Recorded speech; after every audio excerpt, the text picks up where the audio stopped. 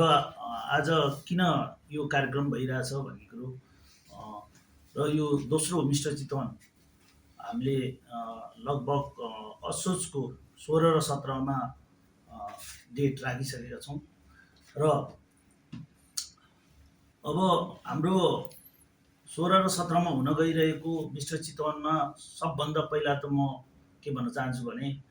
चितवन जिल्लाभरि रहेका जिम व्यवसाय साथीहरूलाई खेलाडी उपलब्ध गराइदिन विनम्र अनुरोध गर्दछु र हाम्रो 9वटा क्याटेगोरीमा चाहिँ हामीले मिस्टर चितवन गराउन लागिरहेका छौँ। दोस्रो मिस्टर चितवन 55 केजी तौल समूहको, 60 केजी तौल समूह, 65 केजी तौल समूह, 70 केजी तौल समूह, 75 केजी तौल समूह र 75 प्लस गरेर 6वटा क्याटेगोरीमा विभाजन गरेको छ र मास्टर वेटमा पनि हाम्रो पोहोर चाहिँ 50 किलोभन्दा माथिको 50 वर्षभन्दा माथिको खेलाडीहरू हुनुहुन्थ्यो भने यसपालि चाहिँ यो 2083 सालमा चाहिँ 40 वर्षदेखि माथिको खेलाडीलाई चाहिँ मास्टर समूहमा विभाजन गरिएको छ र हाम्रो मेन फिजिक्स महिलातर्फ पोहोर पनि भएको हो, महिला एथलेटिक्स फिजिक्स र यसपालि प्रथम पुरुष स्पोर्ट्स फिजिक्स पनि गरेर हाम्रो 9वटा क्याटेगोरीमा विभाजन गरिएको छ र हाम्रो ओभरअल च्याम्पियन मिस्टर चितवनलाई 1,50,000 सहित मेडल ट्रफीले चाहिँ हामीले सम्मान गरिनेछ र हाम्रो मास्टर समूहको लगायत हाम्रो बडी बिल्डिङ क्षेत्रमा चाहिँ पहिलो हुनेलाई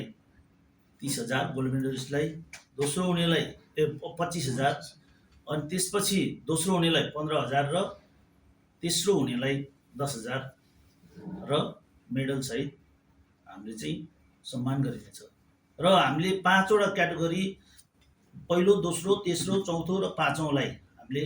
मेडलले चाहिँ सम्मान गरिनेछ र हरेक खेलाडीलाई चाहिँ हामीले प्रमाणपत्र सहित सम्मान गरिनेछ। गोल्ड मेडललाई चाहिँ ट्रफी, गोल्ड मेडललाई ट्रफी सहित 1,50,000, ओभरअल च्याम्पियनलाई चाहिँ हामीले 1,50,000ले चाहिँ प्रत्येक गोल्डलाई चाहिँ ट्रफी दिइनेछ र हाम्रो उद्देश्य भनेको चाहिँ स्वस्थ शरीर, विभिन्न प्रकारका दुर्व्यवसायबाट दूर गर्न, शारीरिक सुगठनको विकास गर्न हाम्रो उद्देश्य रह्यो। बाहिरको पनि गर्ने हाम्रो चाहिँ उद्देश्य थियो र आफ्नै जिल्लाले गर्दाखेरि आफ्नो जिल्लाको चाहिँ प्रोत्साहन हुने भएको हुँदाखेरि हामीले चाहिँ लोकल यो चाहिँ गेम गर्न लागेको हो। हाम्रो जिल्लाभरिको मात्रै हुन्छ यहाँ खेलाडीहरू र कसै जिल्लाभन्दा बाहिरको हुनुहुन्छ भने उहाँले चाहिँ ओडाबाट सिफारिस ल्याउनु पर्ने हुन्छ। 5 वर्ष कम्तीमा पनि बसेको, चितवनमा बसेको कम्तीमा पनि 5 वर्ष चाहिँ हुनुपर्ने हुन्छ। अब 5 वर्ष अब